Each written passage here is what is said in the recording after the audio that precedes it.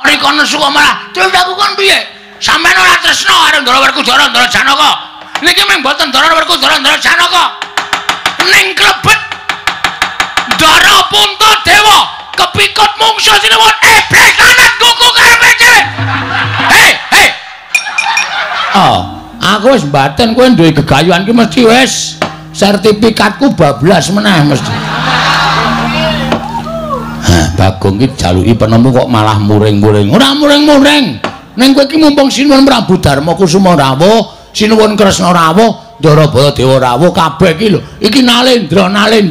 Arang lho ana Nalendra sing gelem mudhun nyaketi para kawula ki arang. Racak-racake nek wis dadi ratu lungguh ana kursi, nyawang ngisor wae ora gelem. Sing disawang ming dhuwur terus. Ora gagas ngisor do melet-melet. Ning mesti ngono kuwi racak-racake. Ning angel golek piyai sing kaya ngene iki kowe duwe gawe we mudhun, gitu Den. Iya Bagong angke. Pun sang amplop dereng. Ora usah nganggo wujute ngamplop mengko kebutuhane bapakmu aku sing nyukupi kabeh Bagong. Krungu ra Mir? Bagong ning ngarepe piyai-piyai kok undang bapakne marmir-marmir. Krungu ora, Pak? Krungu. Ha sing ngendika? Meneh. Kusikik to Semar ki mesti nganggo. Semar ki nek arep omong mesti ngono kuwi. Ya wis wis. Mau saiki nang mburi ana nek arek. Oh cangkeme elek to Bagong. Menengo to Gong ora. Mangke riyen sinuwun. Kula niku janjane rak ming duwe gegayuhan cilik-cilikan. Tumrap desa kula. Tumrap desa Karangkadempel nggih. Kula kok kepengin bangun desa Karangkadempel ning mangke riyen sampeyan ampun paring pangandikan Semar arep bangun apa? Mboten ajeng bangun babakan sing kasat mripat niku mboten. Karangkadempel niki wujude desa sing wis gawe ayem, sing wis gawe tentrem. Kawulane mat sinamatan daya dinayan rukun tetunggalan manunggal. Mboten benten-bentenaken tata basa, mboten benten-bentenaken werna kulit, mboten benten-bentenaken kapercayan. Kabeh padha rangkul rinangkul dadi siji, tunggal cipta rasa karsa lan karyane. Lah niki sing seneng teng ati kula ngenten niki. Ning apa kabeh niku mung cukup tekan semanten, mboten. Sing jeneng gegayuhan niku nek iso cita-cita niku sak dhuwur-dhuwure. Ngoten. Dadi arep kahanan Karangkadempel niki wis tentrem, ning tetep ajeng kula gawe tentrem. Merga kula niku duweni penemu, nek arep dadi gedhe saka cilik, nek arep dadi dhuwur saka sing cendhek. Merga nek ujug-ujug dadi gedhe niku gampang jeblok. Nek ujug-ujug enten dhuwur niku gampang tiba. Tegese piye, Kang? Tegese piye, Kakang Semar?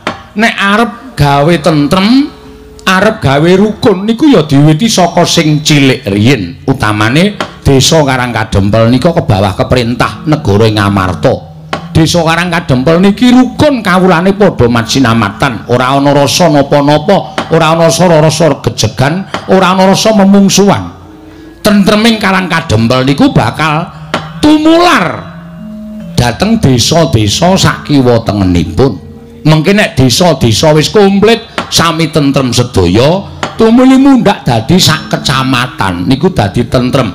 So nek sing sak kecamatan wis tentrem kabeh dadi sak kabupaten, kabupaten tentrem kabeh malembar dadi sak negara tentrem. Ning nek diangkah negarane tentrem jelek kaya wong malik tangan niku mboten iso. Mboten iso. Ning diwiwiti saka sing cilik.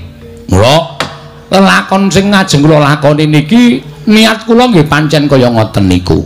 Niat kula pancen kaya ngoten niku. Kakang Nayantaka wonten dawuh sinuwun. Ora ngira jebul agung sarta luhur gegayuhaning Kakang Semar ya senadyan kabeh kawiwitan saka ing desa Karangkadempel nanging panjenenganing sun percaya lumaku ning wanci lumereking mangsa kala bakal ngembet marang katentrenaning negara Ngamarta. Mula Puntadewa sarujuk lawan penemuning Kakang Semar. Kakang Semar, yen nganti negara Ngamarta iki mengko kelepetan tentreming Karangkadempel satemah Aku percaya Dwarawati ora bakal keri. Mesti bakal kepengin tiru tentrem ing negara Ngamarta. Kakang Semar, semulu Gusti Dwarawati Ngamarta iki tentrem dadi patuladaning negara Mandura supaya nyuntuk marang kahanan negara Ngamarta lan negara Dwarawati. Mula apa kang digayuanmu mau, aku sago mbantu. Aja kok mbok dawuhi apa wae, najan mbok dawuhi munggah gunung, medhun jurang, kinarya srana tentrem ing Karang Kadempel, aku sago mbantu. Wah, Dipul. Yen pancen kudu nganggo syarat-syarat apa? Aku ing bakal golek syarat seranane. Kakang Semar semono uga aku. Yen pancen Kakang Semar paring dawuh ana ruba pepanggil ingkang kudu ndak lakoni.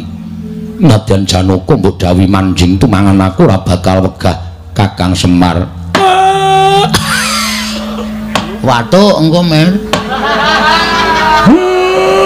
Kok malah saya keloro-loro ati kula Sinwun. Matur nuwun. Sampeyan iku ratu sing pancen iso dadi patuladan. Syukur, Den. Kula njaluk tetep kaya ngoten pambegane sampeyan. Merga nggih pengarep-pengarep kaya sampeyan iku sing iso dadi tentreming para kawula, sing iso ngerti marang para kawula, sing iso mirengake panjeriting para kawula, sing gelem sarta tansah nyaketi marang atine para kawula. Lah niki lho Den, contone kaya kula niki. Kula niki kawula, sampeyan ratu, sampeyan ora maringi apa-apa kali kula, ning ati kula persasat bombonge tumplak punjen sinundul puyuh. Merga napa? Sampeyan iku lenggahe teng negara, teng kraton, ning ora wegah nyaketi atine kawula cilik kaya kula niki. Kula niku ora butuh dhuwit, kula niku ora butuh brana picis, kula menika ora butuh pangalembana. Ning kula butuh dicaketi raos kula kalih pengarep kula, kalih juragan kula, kalih bendara kula dikaroke. Semar kowe butuhmu apa? Semar kahananmu piye? Semar desamu piye? Tembung seklimah kaya ngoten iku wis ndudul gumregeting ati ning kawula supaya mbangun negara. Ning arep ratune Gung Binathara, ratune Sugih Banda, Sugih Bandu, nek ora gelem nyawang mengisor, sing ngisor mesti ting dilajik ora karu-karuan. Mengkono Semar nggih. Mula kula matur sampeyan sing pun weruh wewarah kawuring kraton tetep ana Ndara. Mang tetepi siji wajibing ratu aja kendhatan sahanata haniti hamriksa hamisesa. Loro pengageming ratu aja tinggal marang pakarti sama bidadana denda. Iya Semar aku wis ngerti nggih. Aja kok dumeh sedulur dumeh niku kula warga luput tumrap negara diparingi pangapura ning nek wong liyan kebrayan luput sithik wae ling gebuki sak kayang-kayange. Niku mboten apik. Niku tegese mbedak-bedake. Angka 3 pambeganing ratu, sipating ratu kudu bisa hamong, hamot hamengku lan hamangkat. Angka 9 lelabuhaning ratu. Anetepana berbudi bawleksana animpuna ing aguna mumpuni ing kautaman. Angka gangsal kekasihing ratu tumindak adil bener sentosa lan wibawa. Angka 6 patraping ratu nglungguhana watak lan tumindak wicaksana wiwaha wisuda lan wiguna.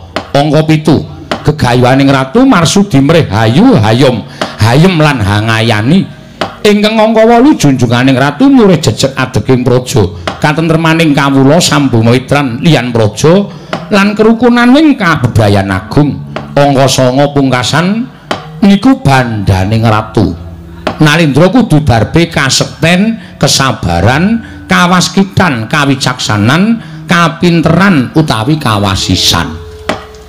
Iya, Kakang Semar ngaturake panuwun ingkang tanpa pepindhan. Dening Kakang Nayantaka ngelingake marang Ndrawati. Wah, iya Semar. Aku kelingan nduk nalika kawisuda menika dadi Narendring Mandura. Tau-tate nampa wewarah kawuring kraton sanga cacahe. Nanging yen ora dielingake marang Kakang Nayantaka, dina iki wae aku upama nyebutake aku wis lali. Lah niku ampun mang lalekke. Niku mang lakoni mang tindake aja mung dienggo abang-abang lambe mawon. Iya, Kakang Semar ngaturake panuwun. Ning ngeten nggih, Den. Niki wau janjane ati kula niku nembe mboten tentrem. Lho, ora tentrem sebab apa? Ora tentrem sebab apa, Semar? merga nggen kula lajeng gayuh mbangun desa niki Selasa kliwon wingi niku. Iya. Kula niki kok ngimpi, impen kula kok elek men to. Lho, elek piye Semar? Lho, elek piye Kakang Semar? Kakang Semar niku menapa? Wah, kula niki nek ajeng matur kok malah ati kula tratapan, ati kula deg-degan. Mboten kanthi kanyono-nyono. Lah kok omah kula niki ewuh gedhen. Ewuh gedhen. Mongko bareng kula teliti wong ing jeng pasumenan menika kula ngilu wonten ing kaca gedhah.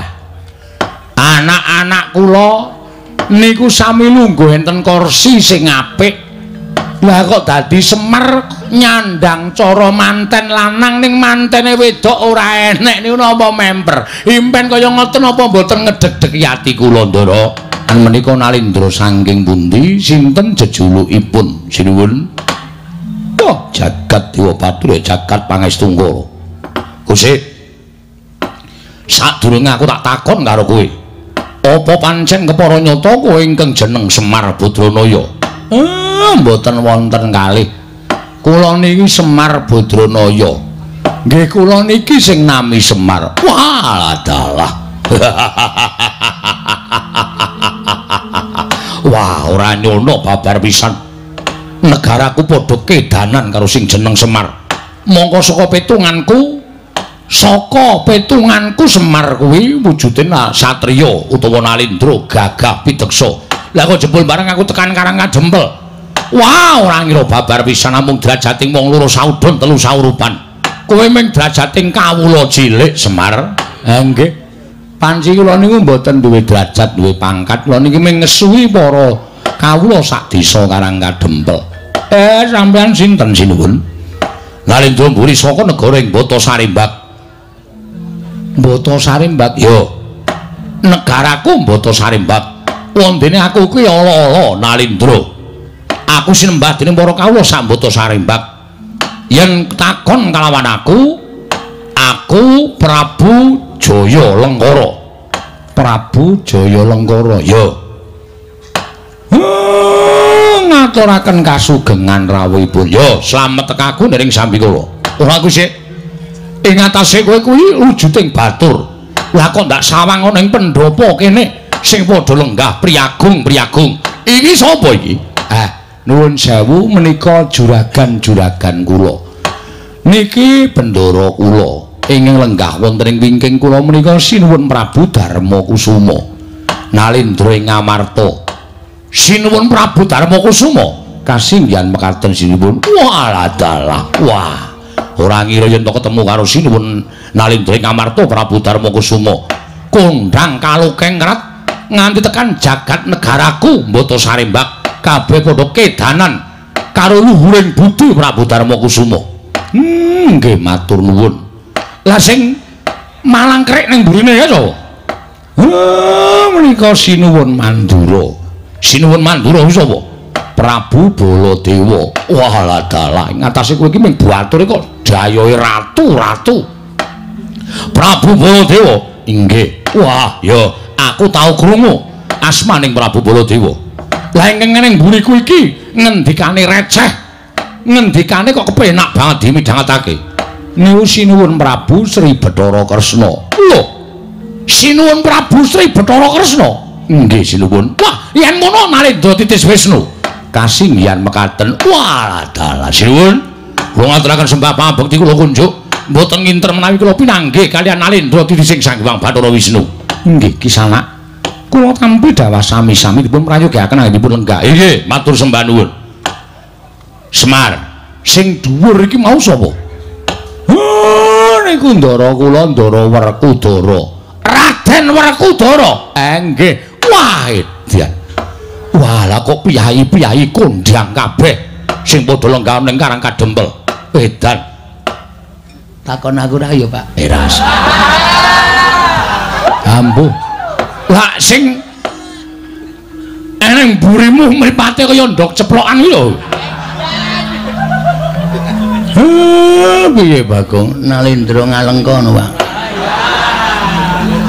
Gah wong tuwa kok kon ngapusi iki anakku Bagong. Bagong iki sapa? Ratu ya dudu, kok aku durung tau krungu jenenge. Ngawur wis tau aku dadi ratu. Prabu Patrokol Baworsari. Biyen jaman semono. Lho, apa tau dadi ratu? Tau wae. Ra percaya nanggapo. Bagong utawa ora. Nanggap konco nanggap anggepe apa? Wah, yen ngono komplit karang kadempel. Sinuwun. Enten apa sampean rawuh enten mriki? Sajaipun wonten wigatos. Yo, pancen bener. Lan dadi kawruhanamu Semar. Sayektine praptaku ning karang kadempel iki merga ngertiya usana sak candra teng kula nggo dina samengko iki negaraku Mbata Sarembak kaya ketaman pegebluk. Akeh para kawula ingkang esuk lara sore ketiwasan, sore lara esuk nandhang praloya. Mongko nalika semana tumuli aku nyadong timbalaning para dewa. Kanthi sare-narite semek Raja Mula bebantal Mbata Sarembak. Nampa sasmitaning gaib. Negaraku bisa waluya nirmala temah jati, jati temah mulya. Yen to tinunggon dening Semar Badranaya, ora ketang amung telu gedhe ping paningal. Semar kudu rawuh ning negaraku Mbata Sarembak. Mula Semar gandeng kowe iki wujuding ngaceplik, kowe iki wujuding Panakawan. Kowe njaluk apa? Kowe nyuwun apa wantun gelem tak boyong maling negaraku dadi sarana waluyaning projeng Mbata Sarembak ke Taman Pegebluk. Yen Semar kowe gelem tekan negaraku, yen perlu manggon ora ketang 7 dina gedene sesasi mapan negaraku. Kowe njaluk apa? Apa kowe njaluk Mas Picis Raja Brana? Apa kowe njaluk wujuding omah ing magrung-magrung? Apa kowe njaluk titian kreta kencana tinarik kuda 8? Aku ora bakal wegah maringi. Waton kowe gelem rawuh ana ing negaraku gawe srana waliyaning para kawula negara Mbata Sarembak. Wis gage. Kowe kandha. Yen perlu omahmu ing kaya mengkene iki mung tak gempur, tak rata karo lemah. Tumuli tak banguni sing luwih apik. Pendapamu ing kaya mengkene mau tak bangun pendhapa sing luwih gedhe. Sing kabeh dumadi saka kayu sing apik. Yen perlu kayu jati negaraku kuwi apik-apik. Nggih. Aja mung wujud kaya ngene iki jero cor-coran kok diplipit kayu. Nggih. Kuwatipun namung ngaten. Matur nuwun sinuwun, matur nuwun. Piye? Wis sagu ora? Yen pancen sagu aku aturake panuwun. Dene ora, saiki kowe bloko wae. Yen pancen nyuwun ndak omah kowe nyuwuna. Yen pancen kowe kepengin tumpakan gajah kamboja sing gedhe-gedhe, matura mengko tak paringi cacahe pira. Kuda sing perkasa gagah mengko bakal tak paringi cacahe pira. Upama Mas Picis Raja Brana kowe arep nggawa pirang gerobak saka negaraku, ndak aturi nawu bondo donyaku, aku ora bakal owel, aku ora bakal wegah. Merga nadyan dicilik kaya ngapa aku ki ratu sugih, ratu mblegendu seprapat jagat bondo jagat iki kagunganing Prabu Jayalenggara. Mula wektu dina iki kowe prasaja. Kowe njaluk apa? Gage matura. Mangke riyen to, Den. Kula matur nuwun dene sampeyan pun kepareng paring menapa-menapa dhateng kula Raden nembe kawiyos sing pangandikan anggen Maduka kepengin mboyong dhateng kula ning nuwun sewu. Kula niki nembe ajeng gadah damel. Lho. Duwe gawe? Nggih. Yen perlu, yen kowe duwe gawe, kowe prasaja. Ragate aku ing ngragati kabeh. Sak rampunge nggonmu duwe gawe. Mengko aku ing ngragati. Ning kowe aja neng kene, kowe neng negaraku ben sing ngurusi mengko tak pasrahke karo sapa wae utawa tangga teparuku tak pasrahi Brana Picis Probya supaya rancak nggonmu duwe gawe. Sing wigati kowe tak boyong dina iki prapte ing negaraku Mbata Sarembak. Ngono wae cukup. Lah nek kula mboten nonton terus pripun? Monggo niki gawene niku mboten kok gawe ewuh. Utawa kula dhewe sing duwe gawe pribadi kula niku mboten. Ning sing duwe gawe niku kabeh kawula sakarang kadempel. Ya pancen kula sing ngesuwi, ning mulane kula kudu ana nek kula mboten enten. Menika mangke mboten badhe paripurna lambanipun mila sinuwun. Nek sampeyan purun, nek sampeyan kersa mangnengga sawetawis. Nek gawe kula niki wis paripurna, napa sing kula jangka niki wis rampung, kula tak melu sampeyan. Merga urip kula niku kinarya tetulung dhateng sak pepadaning urip. Kula mboten ajeng wegah. Ning mangenteni sak rampunging pakaryan kula. Yen pancen kudu kaya ngono, saiki aku tak takon karo kowe. Kudu pirang dina, kudu pirang sasi nggonku ngenteni karo kowe Semar. Nuwun sewu nek diwangeni wektu kula niku ora iso matur. Merga gawe kula niku mboten gawe perkara ewu utawa kula niku duwe rame-rame enten omah kula menika mboten. Mula perkara sesasi napa rong sasi napa telung sasi gedene setengah taun niku kula durung iso mesthekke. Mula nek sampeyan sabar nggih Mang Tenggo, nek mboten sabar nggih nuwun sewu kula mboten saged nderek sampeyan. Piye? Nek sampeyan sabar sampeyan Mang Tenggo, ning nek sampeyan mboten sabar nuwun sewu nggih sampun mboten sanduwe pangarep-arep mboyong Semar Badranaya sinuwun. Jaja muntap lir kinetap duka yayasinipe Mitra kocak ngundar andir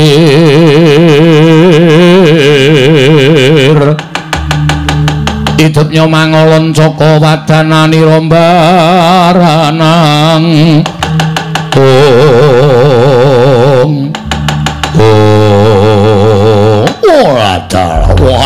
waduh kemewat ucapmu kaya ngergem jimat kaya wani ndiat persiabang keparat kowe wani matur kaya marang Prabu Jaya Lenggara. Teges tak batang apa kang dadi gegayuhanmu mau? Sayektine mung kinarya Karti Sambeka lan kinarya pawadan nggonmu ora gelem tak boyo marang negaraku Mbata Sarembak. Terus kowe tok-tok duwe gawe ketitik wong duwe gawe iki umume suwe-suwene ming sesasi. Lah kok dadi kowe matur rong sasi telung sasi gedene setengah taun durung karuan rampung nggonmu duwe gawe. Kowe mbalak karo karepku kanthi alus. Kowe nolak kareping Prabu Jaya Lenggara kanthi alus. Apa ora ngerti marang pewatekaning Prabu Jaya Lenggara? Aku nek dialus gelem alus, nek aku dibebeda supaya ndrebala kanepsonku, aku iso kasar karo kowe Semar. Yen kowe ora gelem tak boyo marang negara Mbata Sarembak, apa kelakon dina samengko kowe tak ruda paripeksa. Sapa sing palangi marang kekarepaning Prabu Jaya Lenggara? Rawe-rawe rantas marang-marang tak putung. Aku ora bakal mamang nyawang sapa sing palangi kareping Jaya Lenggara Semar.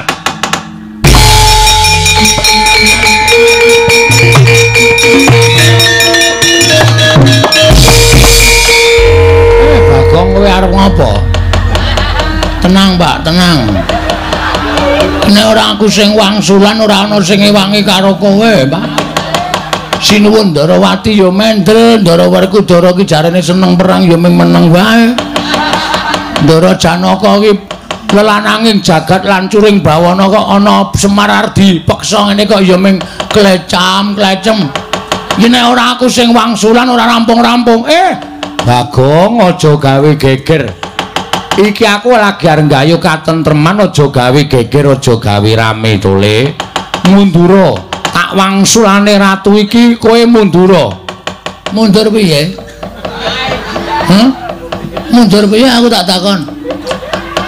Saiki aku tak takon karo kowe, kowe sapa? Aku bapakmu. Bapakku nek arep dipiloro karo wong, arep dipeksa karo wong, nek nganti aku minangka anak kok meneng wae iki aku anak sing piye aku tak takon. Aku kudune nglindhungi karo kowe. Neng aku ora pengen dadi regejegan. Iki ora arep dadi regejegan. Aku mung arep mangsuli si wajah biru iki, Pak. Neng hati-hati ya tole. Aku wis tuwa ora usah dileke. Senengane ora wis santai, tenang wae. Sinuwun. Sampeyan mau jenenge sapa? Prabu Jaya Lenggara. Kowe mau jenenge Bagong. Anu iya, anu nggih. Arep apa kowe? Lah kok dadi kowe ngadeg ning ngareping Prabu Jaya Lenggara. Ngene sinuwun, kene iki nggon tata krama. Kene iki nggon unggah-ungguh. Sampeyan ngerti, sampeyan Ratu Sabrang. Ning sampeyan teko ning tanah Jawa niku ana tetembungan di mana kaki dipijak, di situ langit dijinjing. Dadi kowe manut karo kebudayaane wong kene. Ora nganggo budayamu. Kene iki nggon wong alus. Hukume wong tanah Jawa ki nek nyilih ki adile disili, nek ora disili ya wis. Menika lepatipun wonten mriki menika. Panjenengan menika nuwun sewu Bagong wis sisomong nek wong timur kuwi kebak tata krama, kebak unggah-ungguh. Lah kok panjenengan mboten ngagem unggah-ungguh? Lho, aku ki nganggo unggah-ungguh. Keng menapa ratu menika dipun dupak. Lho, aku krungu swara. Sing nyuwara sapa? Bagong, rene. Apa? Kowe mau nyuwara apa? Lho, aku kula meng nyuwara tendang sikile Baladewa. Lah iya. Lah aku apa akon? Lho, Bagong mau. Lah kowe akon ora? Ora. Wong aku meni ketendang sikile Baladewa, modar kowe. Aku sampean nendang. Nek kula sinuwun niki mang tendang, itu kalimat menyuruh. Ngono lho. Wah, basa Indonesia ora tau mlebu sampean ta. Wah, iki piye Kresna? Lah nggih sampun. Sampun kelajeng nggih sampun. Ya wis ben. Wis kelakon ya ora apa-apa Bagong. Heeh, ning teruse. Lho. Teruse piye? Lho, sing nendang sapa? Sing nendang aku. Ah dirampungke sisan. Lho, kok dirampungke sisan piye? Lah sing nendang sampean kok. Nek sing nendang kula niku tak rampungke. Nek cara Karangkadempel niku sapa sing miwiti kudu wani ngrampungi jagung bakarane. Sing nendang sampean kok sing kon perang kula ya ora mungkin. Lah aku ki meng krungu suaramu. Ha meng krungu kok menyang. Semene iki ditata, meng krungu kok menyang. Misale ana pengumuman piknik ke Tawangmangu. Ora mbayar barang menyang. Sing nanggung sapa? Oh, nuwun sewu. Aku lho meng muni ketendang sikile Baladewa. Mang takonke, Kresna iki bener sing ndi? Menawi tumrap kula bener Bagong. Wong Bagong menika mboten ora akon, ora ndhawuhi utawa ora nyuwun tulung. Ming nek Bagong menika ngendikanipun rak, aturipun rak, nek ketendang sikile Baladewa mati kowe. Menika tegesipun mboten dipun suwuni tulung to. Lah ya ora. Lah nggih. Werkudara, apa? Matur Werkudara iki mau sing bener sing endi? Bagong. Lah terus aku bener ngono apa? Ora bener, kowe ratu Yayan. Lho kok ratu Yayan piye? Wah, ora ana tembung didhawuhi kok. Nendang karo ratu mau.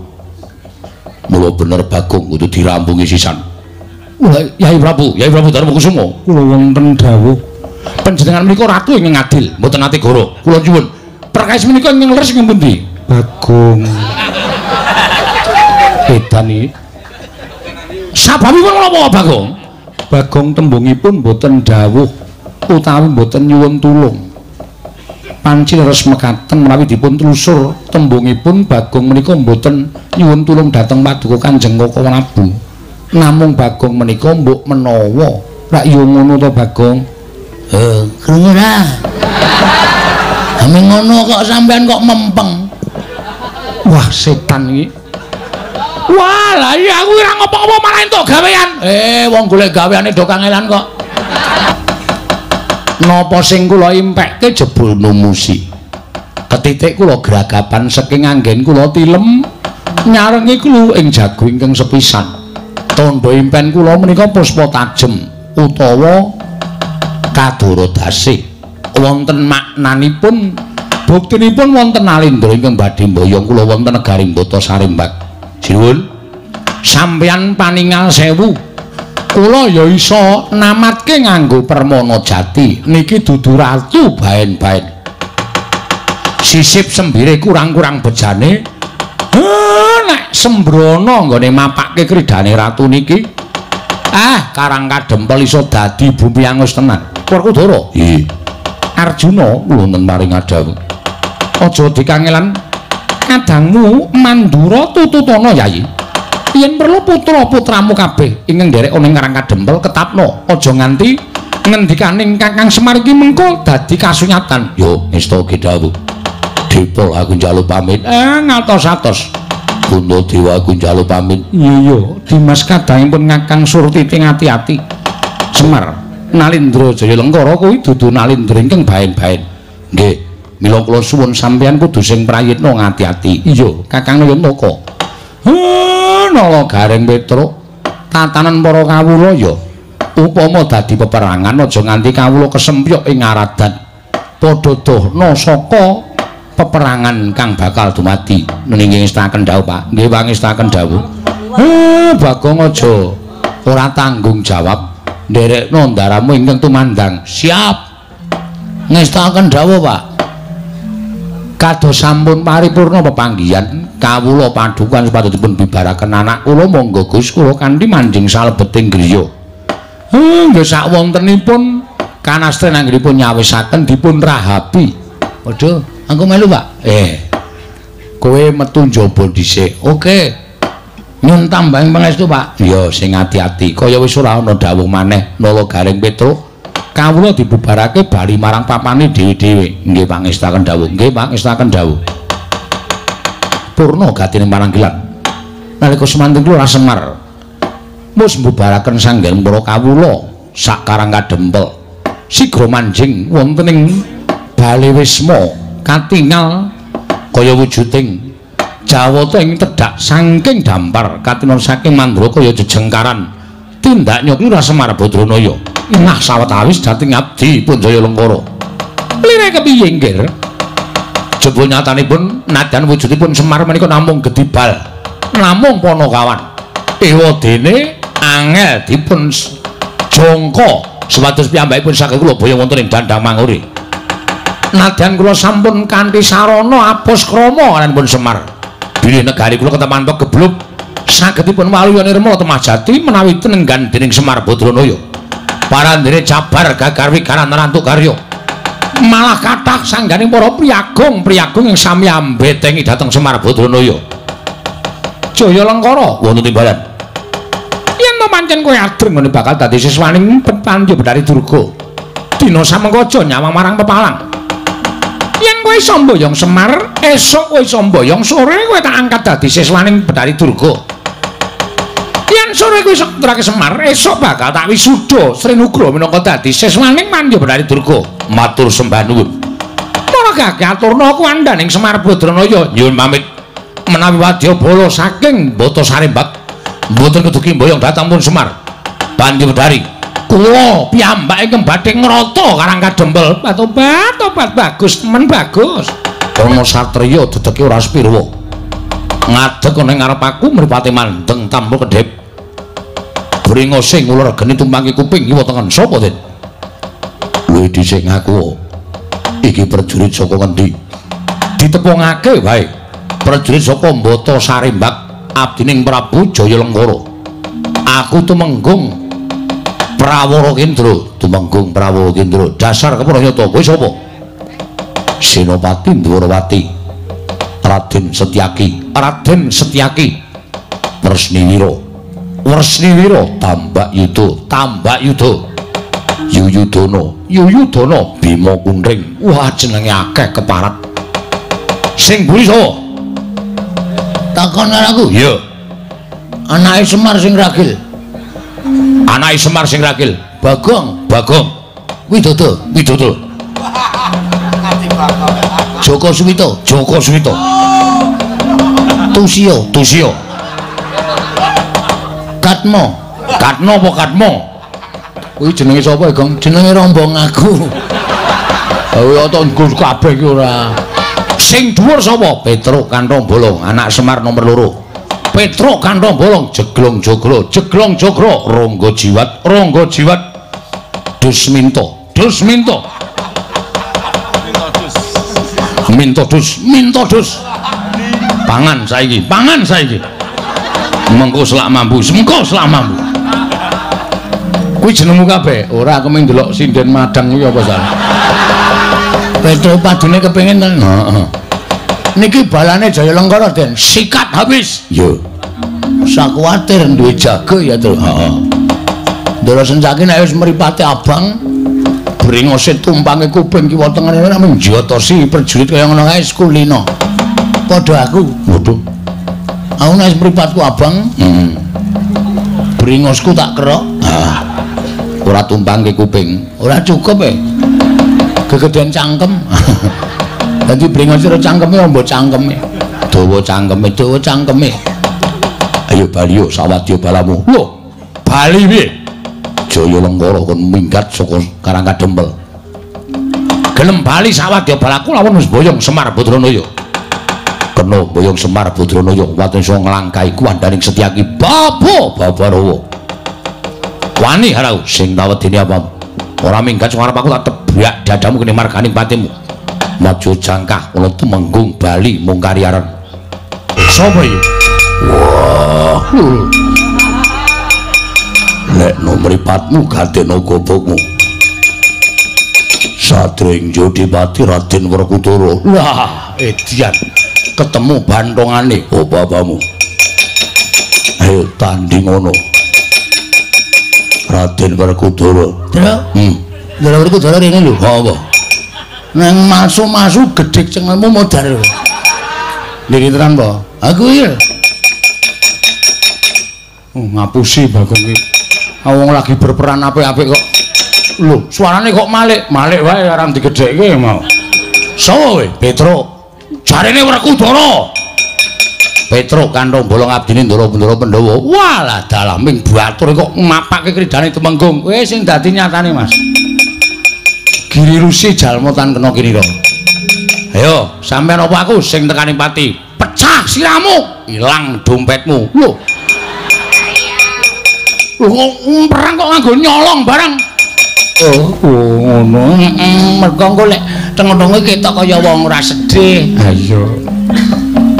Mergo nek kaya ngono kuwi nek gelem teng-teng iki wonge mesti bakale ngopo? Mati tenan terus. Pindah tengok-tengok.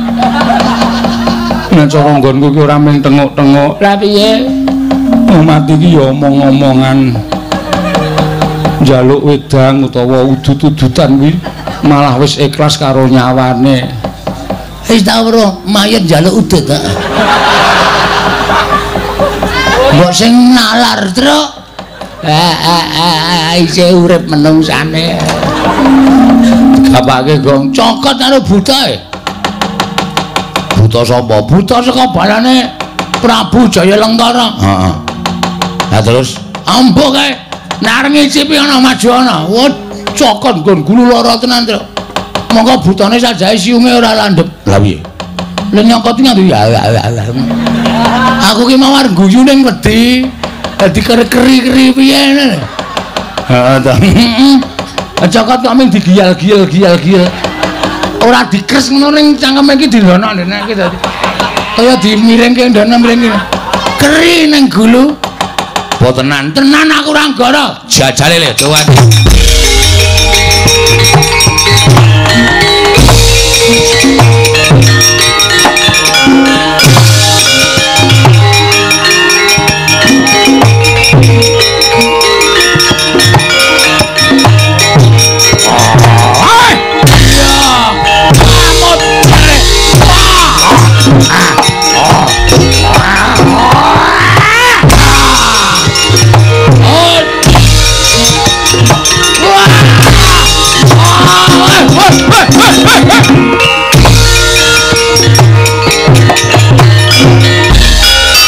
Gila.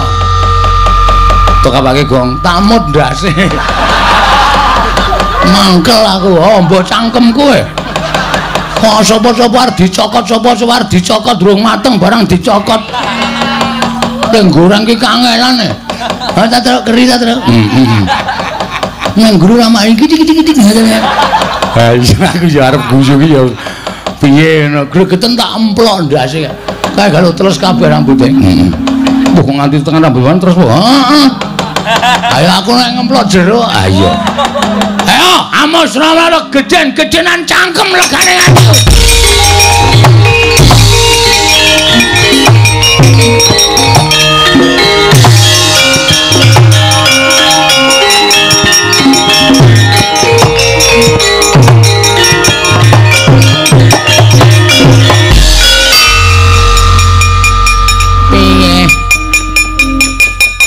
Kunjara Yaksa Patih kok kowe mulih kok raimu glumut.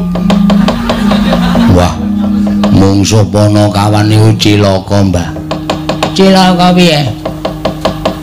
kula nyokot Ponokawan Petruk kula cokot nggon gulung gletak diantem kalih Ponokawan sing matane amba cangkeme ambane ra jamak-jamak kuwi anake Semar sing nomor 3 jenenge Pak Pia Bagong heeh Bagong terus lah ya wingi terus dikapake mosok sirah kula dimut lep ngono terus didilatini wah gila kabeh merinding kula awang ya cangkeme Bagong gedene ra jamak-jamak wis bayangno nek ndasmu kowe kolu apa kon aku ki ora kolu sak awake lah nggih lah iya piye wah kawon Mbah kula semanggaken mboten gondro sepiro kawon kula kalian pun Bagong kalian Petruk malah kewirangan lho jan sumping kula ya cecel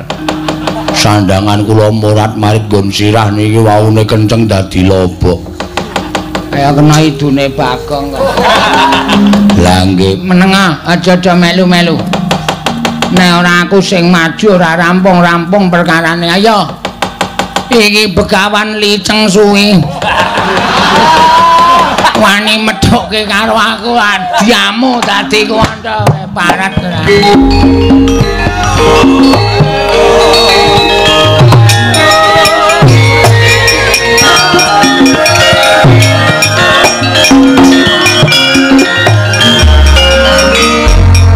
sapa iki takon karo aku pujangga negara Batasarembak asmane sinten Mbak aku Begawan Liceng suwi Liceng suwi ya kowe Petruk tak Witara irungmu Jawa nggih ayo bapakmu tak bondo nun bapakmu tak bondo iso bondo bapak iso nglangkahi kuwandane Petruk kowe wanian aku sampean ki wis tuwa tantem pisan mesti modal kiri lusi jalma tan kena kinira aja ngempukke watu ngatoske banyu sing dadi nyatane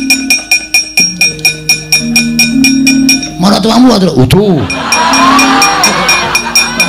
sapa iki iki mungsuh ya dhewe kok maratuamu dengkulmu kowe iki ora ngerti maratuaku ki ratu bojoku ki Dewi Wrantawati ki putrane Ndara Kresna kok maratuamu lah sapa itu Begawan Liceng suwi weh lah ketemu karo Sang Resi Ndulwati gong wah antil mutar ora ayo kowe arep ngopo kowe li ya mundur iki leganing matimu ayo tak tandangane mundur gong tandangane gong hati-hati lho Truk ketoke wong iki gembol kasekten kuwi ora wedi ya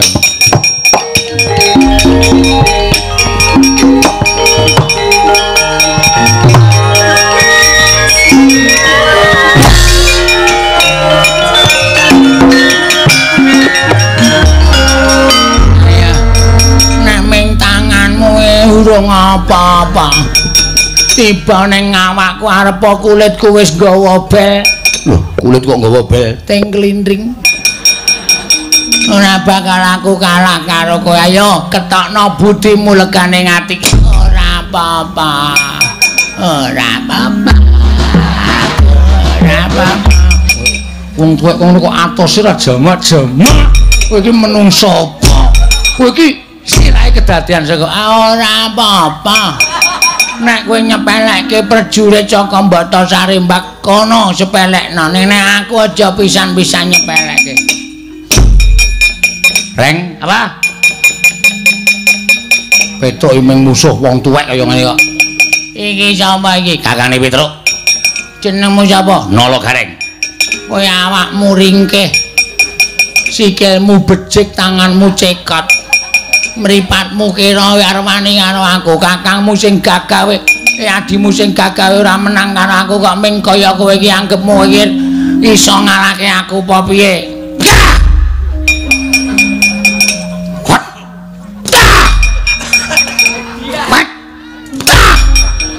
ayo entekno budimu ora menang nek karo aku kowe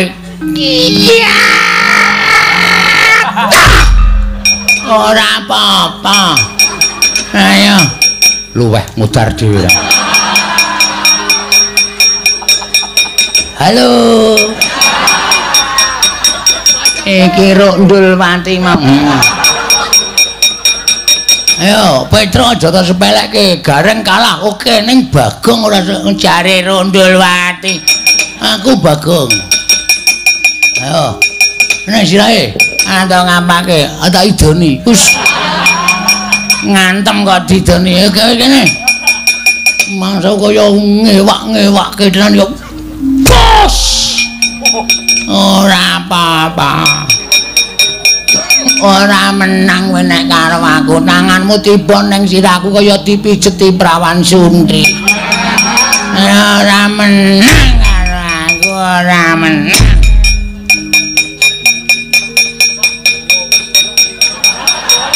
Ya, entekno gamanmu nek nganti iso gawe tatu kulitku aku meguru karo kowe 20 taun. Edian.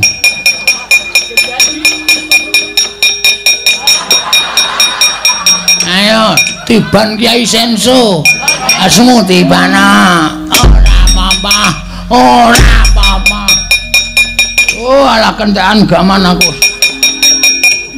Ora apa-apa. Ora apa-apa. Ayo, Rasida wis dibedhek. Nah, ya. Sok tak gawe liyane. Ayo. Areng apa kowe? Ayo, nek pancen kowe didaya balesen legane atiku. Tamu dadiku anda kowe. Ayo!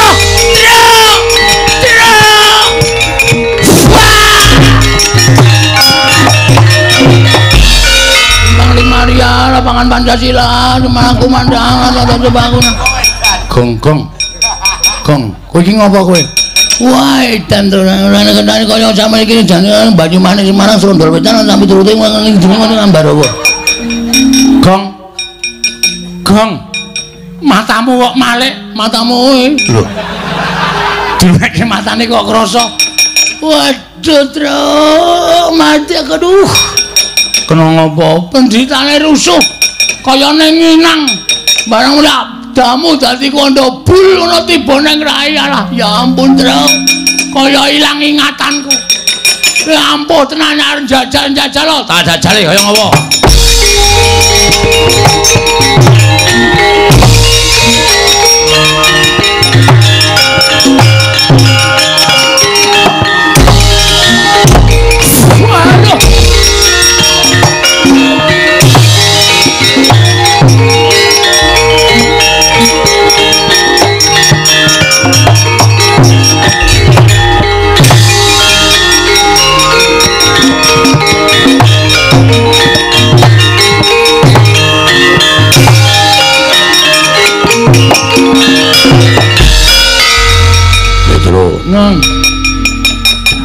mundur karo Bagong Setyaki ndelik wadyabala sing tak ketapke do ndelik kabeh ya kene.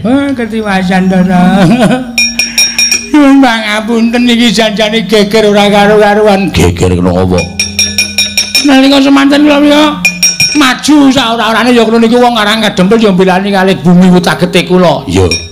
Bareng dumadaan oke wadyabala sing mulya sing sanipun Prabu Jayalanggara saking negari Batasane Mbak perang rae terus nyawi perang. Barang ana sing ngene sing maju kok wadyabala piyambake kene ampal hasilane. Sakit cepet ngono ae. Dudu mriki panjenengane wae ngosupat kene. Wae. Wah. Ora iki. Wah.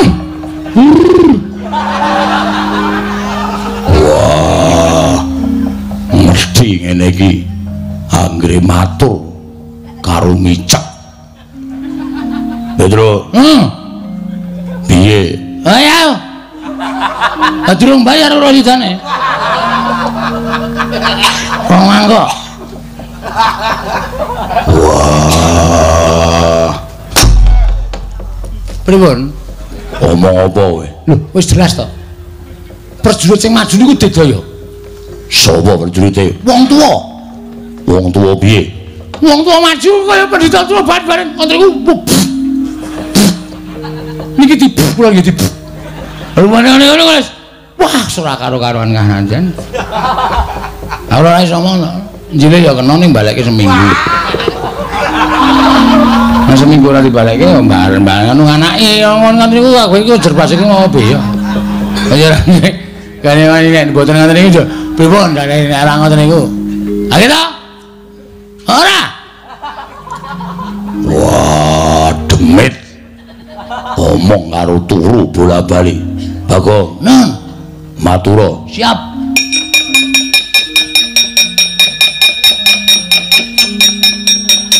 Oh, nampun diganggu niku. Kesel tenan soalé. Lho. Wis muni ta kenal pote. Matur karo turu. Nggih. Para matur Ndara Werkudara. Iya. Sewu lepat pangapunten. Iya. Nalika semanten prajurit saking negari Bata Sarimbak maju dipun papaken Raden Setyaki. Iya. Ya Raden Wresniwira. Iya. Ya Bima Kunting. Ya Yuyudana. Ya aku wis ngerti. Nggih. Perang rame jijisis. Prajurit iki nggawa tombak, Ndara Setyaki nggawa gada. Tombak disembah. Terus Ndara Setyaki ngepruki gada teng sirahe prajurit. Dis. Prajurit jengkrit kendang ka prajurit. Iya. Sing kedua? Iya. Prajurit maju mulai, sing maju kula kali Petruk. Wow, apa iya? Asli. Prajurit kalah. Sing kalah. Prajurit bar kuwi wonten pendhita tuwa. Buta sik ning buta sik. Buta maju kula dicokot. Sing dicokot kula.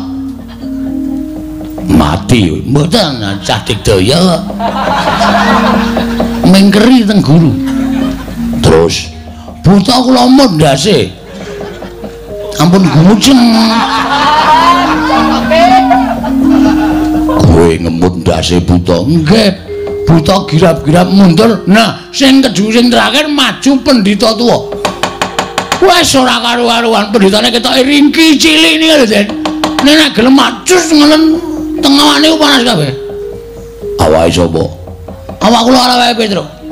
Panas kabeh, ndrodhok srirane. Nek mboten sampean sing majeng mboten rampung-rampung perkarane. Kula sumanggaken dhateng Ndara Werkudara. Wah, kaya ngopo manungsane?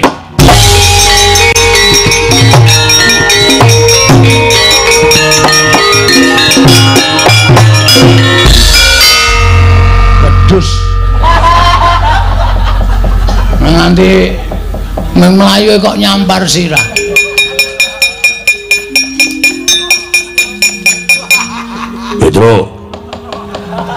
Petruk, wonten dawuh ten. Mau piye kahanane kok sak penake dhewe. Matur karo turu sapenake dhewe. Petruk. Terus piye? Matur Ndara Werkudara. Majeng pendhita tuwa digdaya sekti tamta nirbaya wikala. Wah, edan.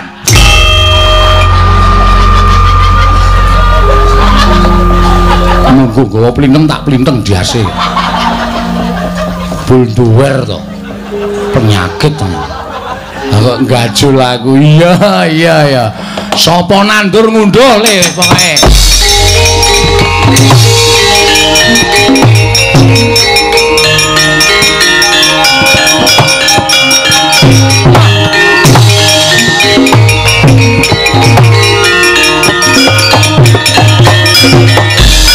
Raden Werkudara. Yo. Kowe sapa? Begawan liceng suwe.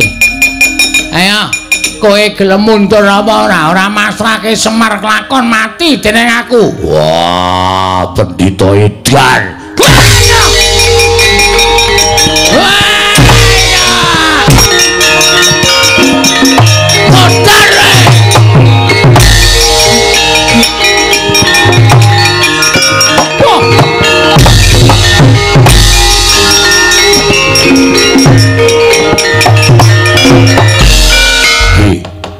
Aku wene ana tombo jandun karo aku. Wah, dalah ora bakal tak gawe masak. Mesti bakal tak sirnake. Prajurit Werkudara dibondo lebonge pakunjaran. Kanca ndawang. Yo.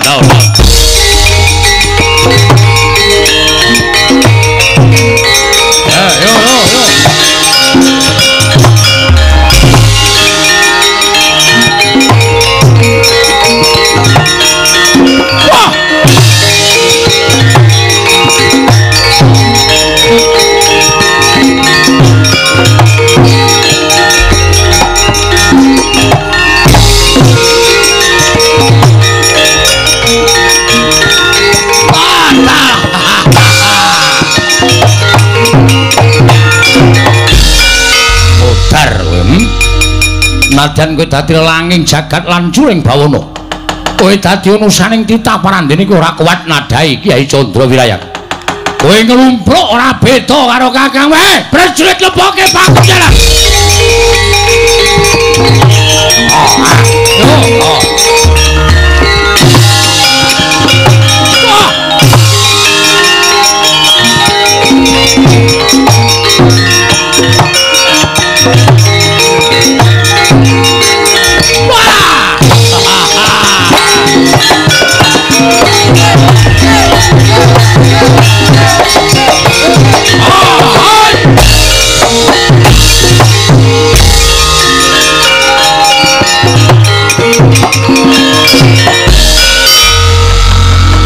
Ayo, ora ana ingkang bakal ngayomi karo kowe.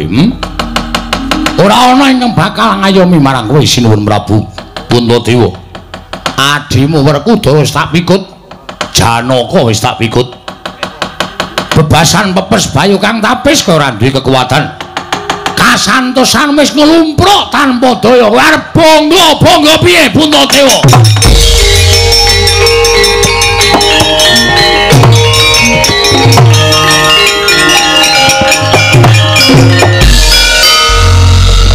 Sinuwun Prabu Jaya Lengkara. Mboten ninten babar pisan bilih ngandika ingkang sampun kasembadan mikut kaliyan kadang kula pun Werkudara menapa dene Arjuna. Mboten lepat pangandikanipun Gusti kula ingkang Sinuwun Prabu Jaya Lengkara. Tuhu jengandika mustikaning jagat prawiring ayuda, sekti kalintang jayaning perang. Ketitik kadang-kadang kula kekalih nadyan sampun dipun westani satriya timbul ing apapak mbrojol ing akerep parandene kasoran mengsah jengandika Gusti kula ingkang sinuwun milengking saking menika ginanipun menapa kula gesang wonten ing Madyapada menawi boten sinanding kadang kula kekalih bebasan wastra lungset ing sampiran sarah mungguing lautan sampun boten wonten ginanipun menapa-menapa. Mila dinten sakmangke sampun ngantos jengandika negakaken dhateng kula. Kula aturi ngempalaken kaliyan kadang kula kekalih ingkang sampun paduka pikut sinuwun. Wah, dalah ratu jirih getih wedi mati. Lemak-lemek midak kapuk ora benteng perjurit bondo tangane leboke bakun jalan.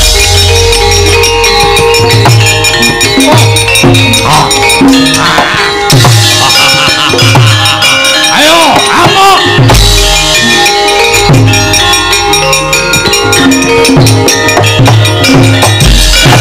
Apa? Kowe ngapa mlayu banter-banter? Kowe ora ngerti masalah kok gong kowe senengane iki mulane nek ndara perang ki jedhaki ora ado-ado nganti nabrak kowe. Ha iya ya njaluk ngapura aku ora sengaja kok. Nyun ngapura aku ora sengaja. Ora apa-apa ora masalah ming ketendang nggon mata kok. Ha iya.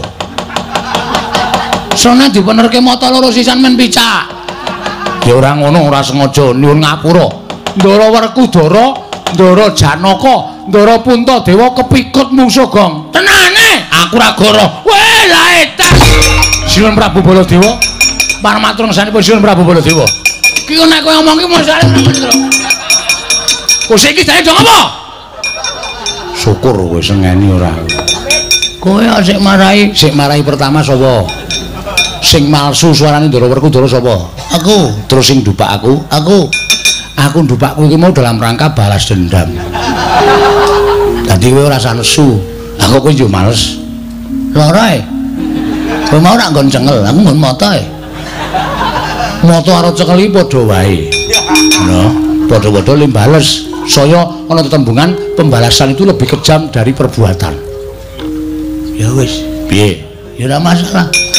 Aku kowe sing ngecaki sirahku. Aku ya sing matur ki apike aku. Aku sing teteh. Kowe ora ngerti perkarane. Aku sing ngerti perkarane. Kowe iki mau ora weruh. Sing weruh ki aku. Kowe ora sengel to. Ora sengel. Matur Ndara Baladewa. Lepat atur Diagung Pangasami. Niki ana tetembungan kriwikan dadi grojokan geguyon dadi tangisan. Petro eneng apa? Kok sajak gugup kowe mboten ning gugup ning wedi tenan perkara niki. Mergo jenengan kula caos prisa niki mengke sampean mesti duka. Nesu alasane apa? Mergo kengrayi Ndara Werkudara, Ndara Janaka, Ndara Puntadewa dinten samangke menika kepikut kaliyan mungsuh. Lho, mungsuh sapa? Inggih menika.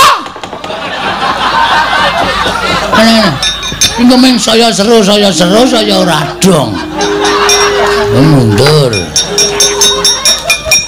Matur Ndara Baladewa. Ya piye?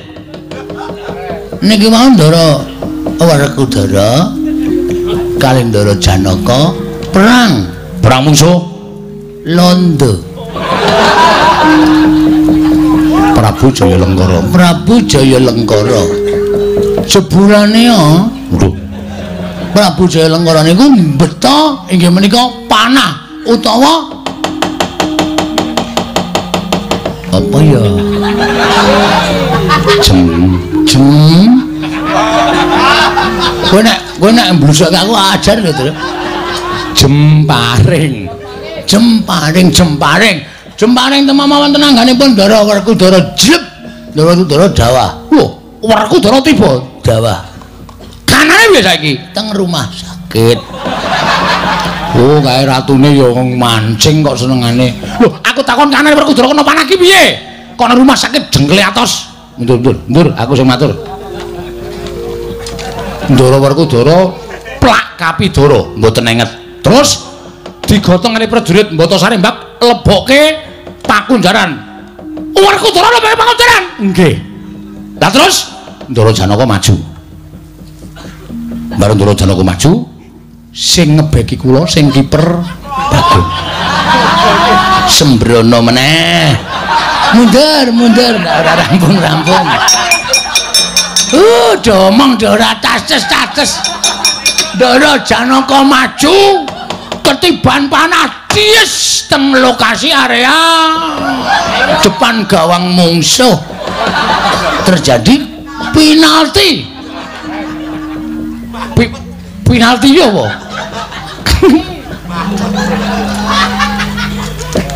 Mundur apa? Omong gerangan Ndara. Piye Gareng? Ndara Werkudara kenging panah dipikut kaliyan Prabu Jayalengkara. Ya. Ndara Janaka kenging panah. Terus piye, Tru? Ndara Janaka tiba.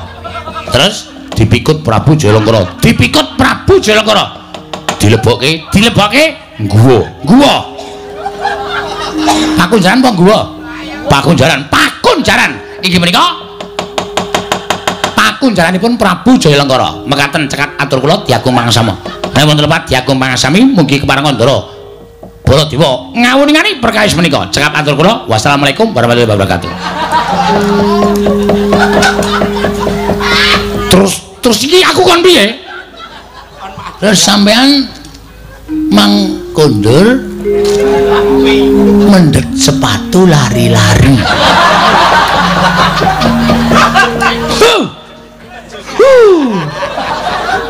Dilapori kon nesu malah. Terus aku kon piye? Sampeyan ora tresna karo Ndara Werkudara, Ndara Janaka. Niki mung mboten Ndara Werkudara, Ndara Janaka. Ning klebet Ndara Puntadewa kepikut mungsuh sinuwun iblis lanat kuku karepe dhewe. Hei. Kok do mlayu ki apa? Mesti sampean nyampar kula mesti. Kaya Ndara Werkudara niku nek ora asdelik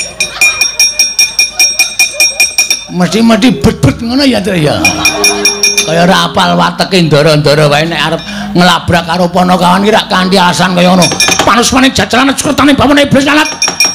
Jayalengkara, kowe wani gendas karo ati-ati ku Pandhawa. Konangan apa mantra Prabu Baladewa? Lakon tinjung akhirat nyawamu wae.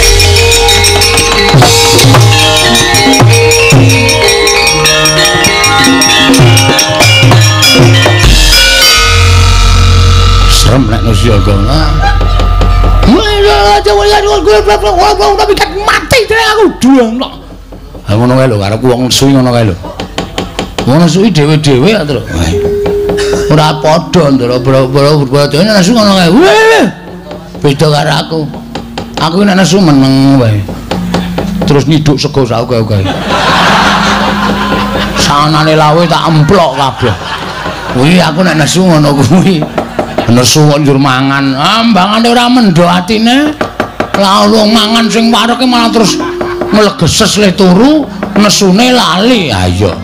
Mbangane nesu malah njotosi wong lah dadi perkara. Den ngatos-atos Ndara.